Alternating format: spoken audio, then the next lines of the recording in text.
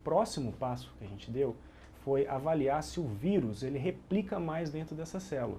Então o que a gente está mostrando nessa imagem aqui é uma imagem de fluorescência onde a gente marcou o vírus em vermelho.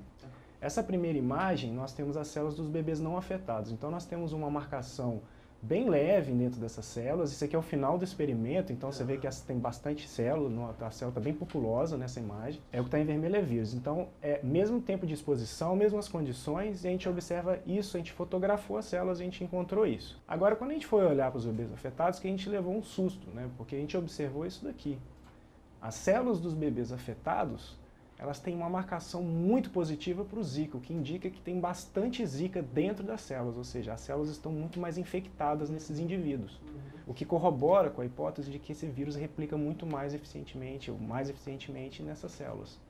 E aqui também a gente pode reparar que ao final do processo, o que corrobora com o que a gente observou na proliferação celular, a gente tem menos células no final do processo, ou seja, o vírus replica mais e diminui a proliferação dessas células nos bebês afetados. Então há uma discrepância muito grande entre os indivíduos. Os indivíduos afetados eles têm muito mais Zika dentro deles, expostos às mesmas condições. Nesse estudo a gente optou por utilizar uma carga de infecção inicial baixa, porque se existisse diferenças, a gente imaginou que essas diferenças seriam sutis. Então se a gente põe muito vírus, a gente pode não observar muita diferença. E foi exatamente isso que a gente observou.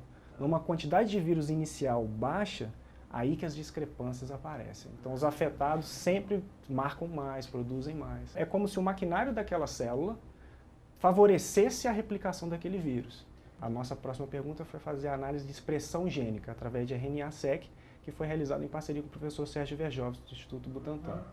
Aqui nessa imagem, nós estamos mostrando os genes diferencialmente expressos, aqueles que têm uma diferença entre os indivíduos. E é interessante mostrar que, por análise estatística, o perfil de expressão gênica dos indivíduos não afetados, ele se agrupa e se separa dos indivíduos afetados, o que mostra que nós temos um padrão distinto de expressão gênica entre esses dois grupos, os indivíduos afetados e os indivíduos não afetados. Então, se nós olharmos, tamparmos daqui, esse grupo daqui tem um perfil que torna esses indivíduos mais próximos entre si, que são justamente os indivíduos afetados. Diferente dos irmãos, que são os indivíduos não afetados. Então existe um padrão de expressão gênica que diferencia esses dois grupos. Em vermelho nós temos a cor mais quente, quer dizer uma maior expressão gênica. A cor mais fria, uma menor expressão gênica.